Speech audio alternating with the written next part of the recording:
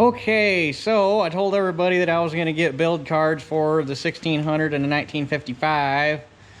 I was not able to get one for the 1955, but we'll cross that bridge here in a minute. So first off, we're going to start with one I could get, which was for the 1600. And I was going to do this out by the tractor, but once again, like when I tried to do the 1950T, it's too freaking windy and it keeps blowing my papers all over, so I'll walk out there in a minute. So anyway, this is the build card for the 1600. This one's in a little rougher shape than the one for the T, but it's also 5 years older.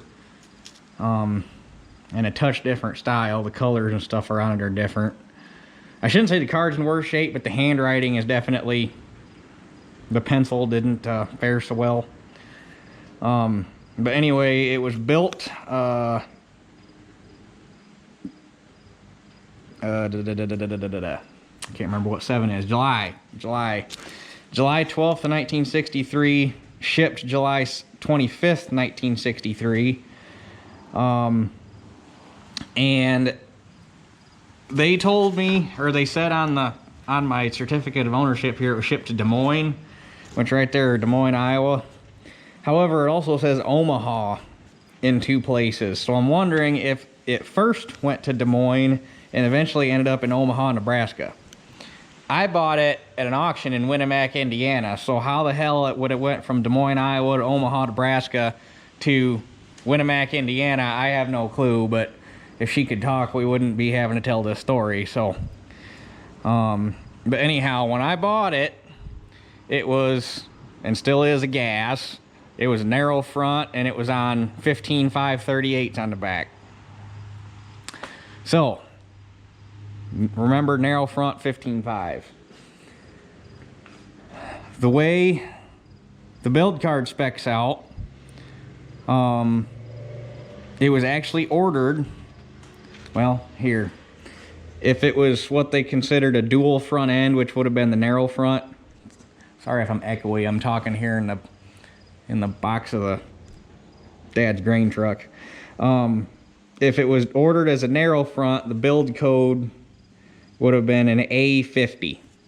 So you come over here to the build card and you go to A, which is this line right here. It's a 51. So you come over here, and a 51 makes it a adjustable front axle with, and we'll get this in a minute, but the H85 is 38-inch cast rear wheels.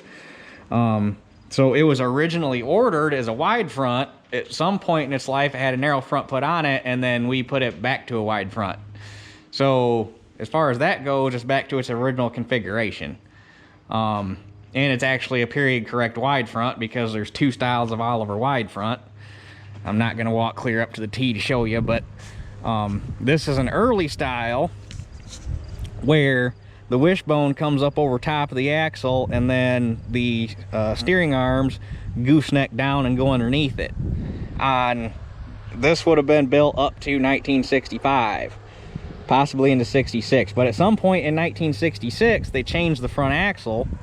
The wishbone was moved to the bottom side, and then the steering arms would come out flat, and your tie rods would go up over top of the wishbone, and those axles turn tighter. This axle does not turn as tight as the one on the 1950T. The 1950T has a newer style front axle, which is why whenever guys argue with me when I say the setback front axle on the 1955 turns shorter, and they say, no, I have both wide fronts, they turn exactly the same. Well, which wide front are you referring to? This wide front, because it turns shorter than this wide front, or that wide front, which the turning radius is about the same. So when the setback front axle came out in the double up series, it turned sharper than this axle. So yes, it turned sharper than a normal wide front up to 1966. However, it is still a heavier axle than the regular wide front like this, so they kept it as an option as a heavier axle. So yeah, but anyway, so like I say, this axle would be period correct for a 1600 because it's the early style wide front like that. So we come back over here, And I'm not gonna get as in depth, since we did how to read or basically how to go through these things on the 1950T.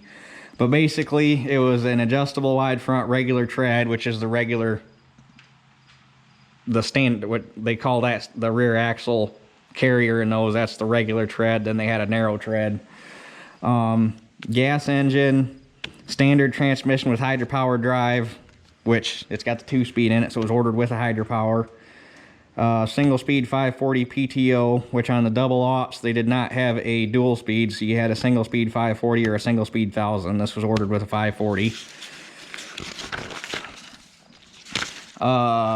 Draft control, internal hydroelectric, 15.538 6-ply, so it had, and I still got the wheels for it, it had 15.538s on heavy cast centers. I put the 18.434s on it when we put the loader on to make it a better loader tractor. Same here, cast iron heavy center for 38-inch rim. And then the rear rims themselves were 15.5, 16.9 demountable, which means that they're not physically attached to the rim, to the wheel center. They're just a band, which is what they were. It had 616s on the front, which is what it was ordered as. And for some reason on the double aught build cards, they have a lot more lines for the wheels, but then it goes back to pressed steel 616 tire. Front rims none installed.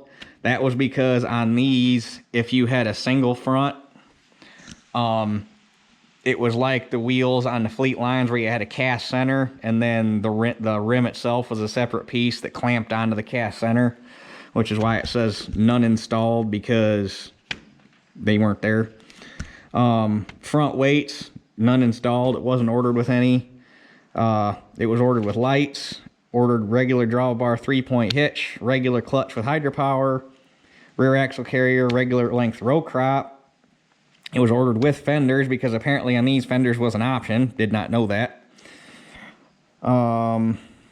Accessories, it had a number 25, but nobody knows what that means. It was ordered with power steering and a wide front axle, because on these, manual steering was standard, but even with manual steering, you still got a tilt column, which I've never seen. Not saying they don't exist, but I've never seen a double aught. At least I've seen 1800s without power steering. I've seen 1900s without power steering, but they've all been Series A's, and I've never seen a 1600 without power steering.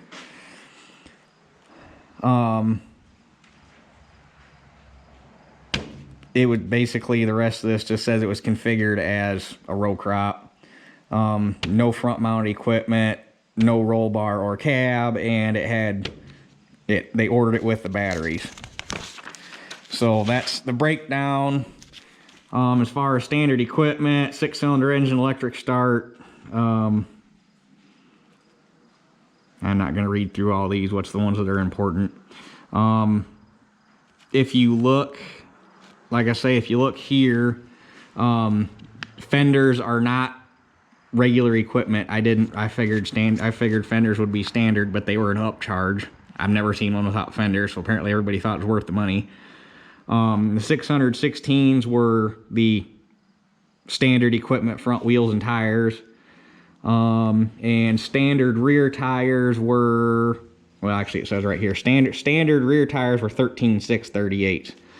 So I think that's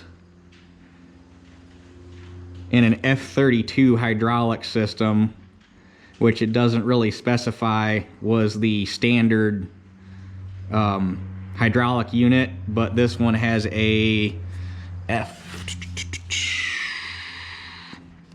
this one has an F22 hydraulic system, which was an upcharge. I read through here, I couldn't necessarily figure out what the difference was, but it was different.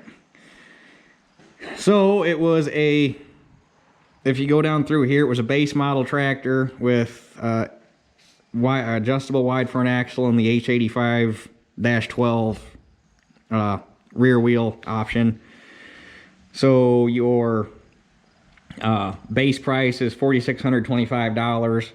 Had the C7 gear option in it, which was 944 bevel and pinion gear with a Hydra power drive. And then unlike the 1950T, where utility, row crop, all that stuff was on one build sheet, there are 4 base sheets for the 1600. So that was the row crop gas tractor, row crop utility tractor, Wheatland tractor, rice field tractor, 4-wheel drive tractor, in case anybody was wondering. Let's just say basic 1600 gas with 18434 rear wheels with base price was $6,443. So they really weren't, I mean, I guess back in that day they were a fair bit more expensive, but nowadays it seems like a no-brainer. So anyway, 1600 row crop Wheatland rice field with hydraulics or PTO. That was an upcharge of $343. Row crop adjustable front axle with hydraulics with two position telescope power steering in place of the manual steering was $166 upcharge. That was the addition of power steering. Oh yeah, the upholstered seat was optional. A pan seat was standard. I've never seen one with a pan seat. Not saying they don't exist, but so an upholstered seat was $33. Lights and fenders was $62.50. Hydraulic draft control, 2 remote cylinders, row crop, Wheatland, and rice field power steering, which is the F22 hydraulic option, was $536.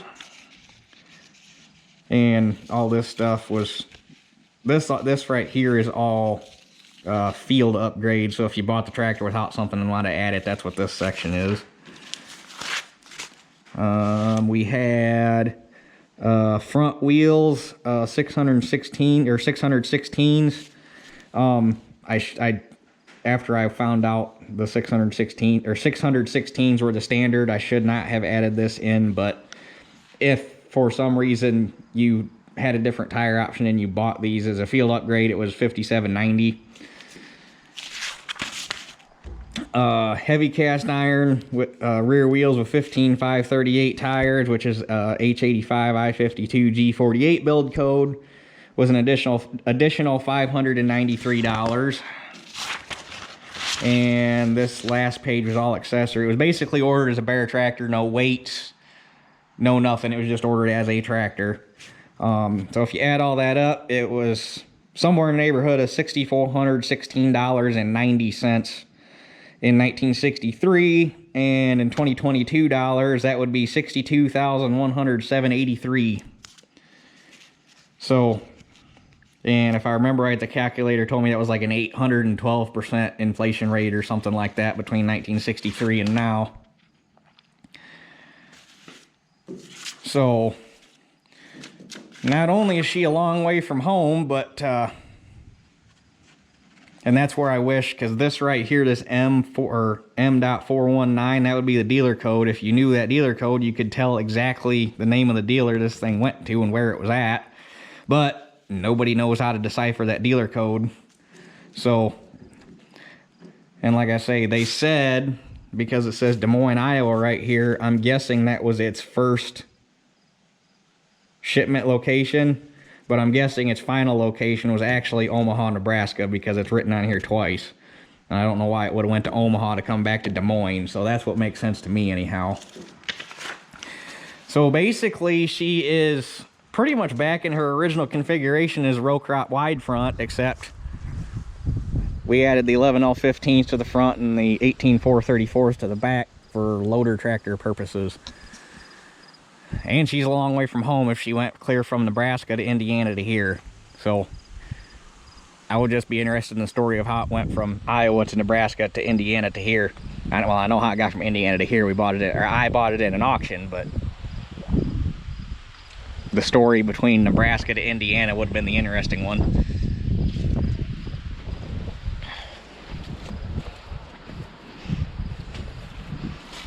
But she's a good old girl. So, I said the 1955 got a little interesting, so let's go over and talk about the 1955. Okay, so anybody that's been here for a while knows that the story on the 1955 is a tad bit fucked up. We're not going to go down the entire road, but the main point, the main point of the story is the serial tag, which should be right there if you can see the empty holes. It ain't got a serial number tag. Don't know why, don't know where it ended up. That's a mystery. So it makes it a little hard to track the tractor down with a build card if you don't have the serial number.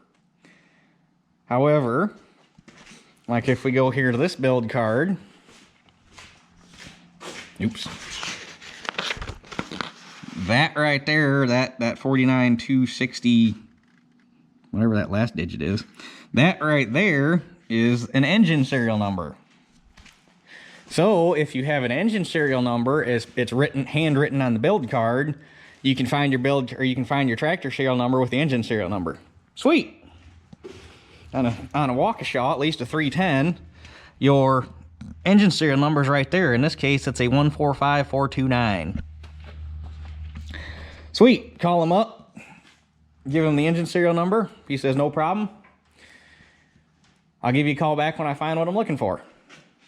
So about 20-25 minutes later, I get a call back. He says, well, I found your build card for the 1600, but he says the 1955 gets a little interesting.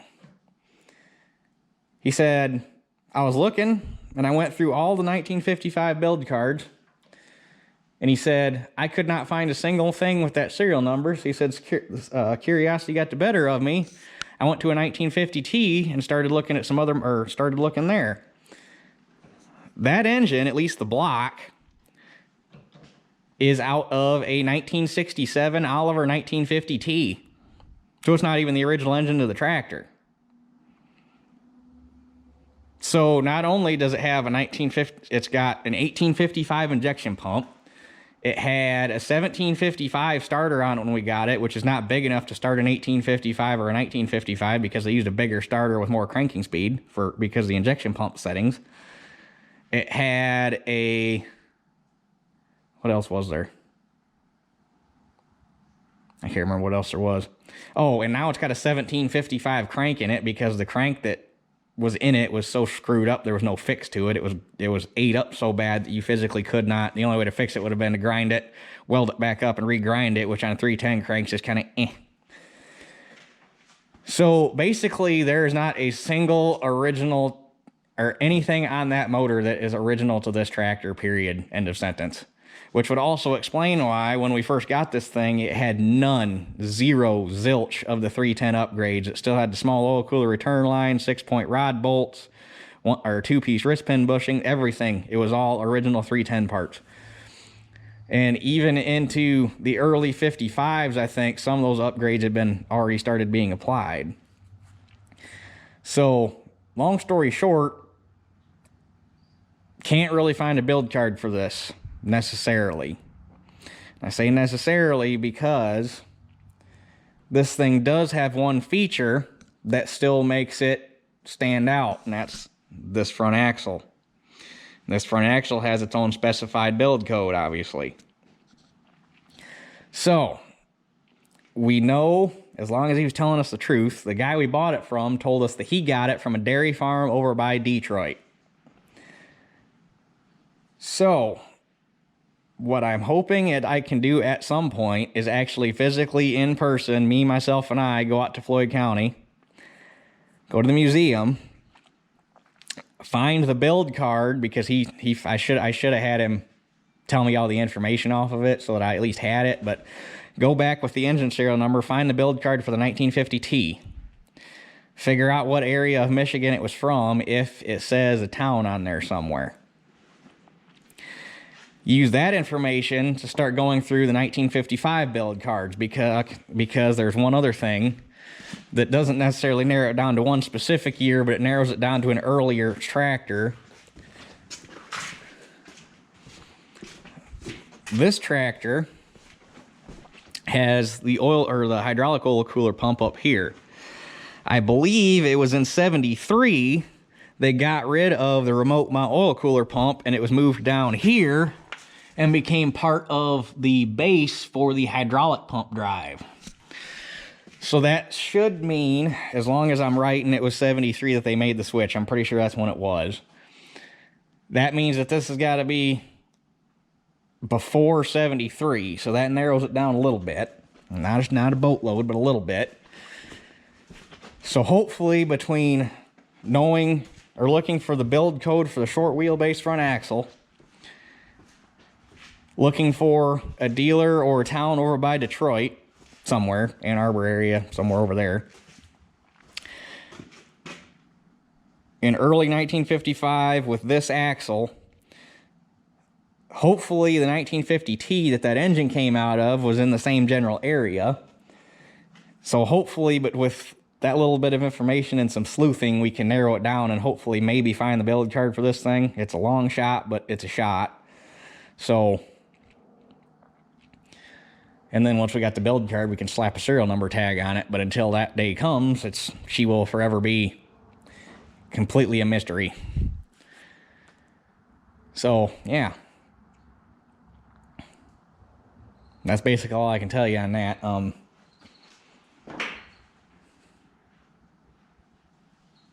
Yeah. So her story gets even more jacked up than it originally was, and it was a jacked up story before that. But it does bring, knowing that now does, like I say, it answers a lot of questions as to why that engine had 0 updates on it. And now I guess it adds even a little bit more to the story, because that means at some point this thing obviously roached a motor. But if this thing would have roached a motor, at least in the Oliver era, it would have been replaced with a newer factory 310 block with the oil cooler and whatnot, because it would have been done under warranty because of the known 310 issues.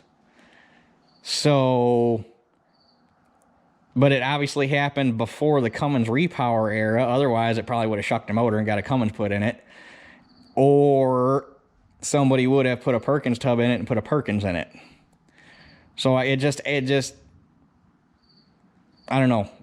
It gives more questions than answers as to why somebody put an older engine, and then what happened to the 1950T to have a perfectly good takeout engine. Because if the 1953 didn't throw a rod, I mean, what killed the 1950T? So, I don't know. I guess, like I say, at this point, it gives you more questions than it does any answers. So, yeah, I guess that's where we're at on the 1955. I wish I had more to tell you, but I guess everybody loves a good story, and boy, does this story keep getting deeper. So, anyhow, I got some stuff I got to get done yet today, so, but there was, almost everybody wanted to, when I got more build cards, wanted to hear about them, so that's what I got for you, so. And I'm going to find out if we got one for the 1800. I don't think we do. Dad said we do, but I don't think we do. So, because I got to believe if we did, I would have done a video about it. And I didn't. So I don't think we do. I know we got one for the night for the Super 55, and as far as I know, that was our first build card we ever got. But anyhow, I guess that's it for this one. We'll catch you guys on the next one.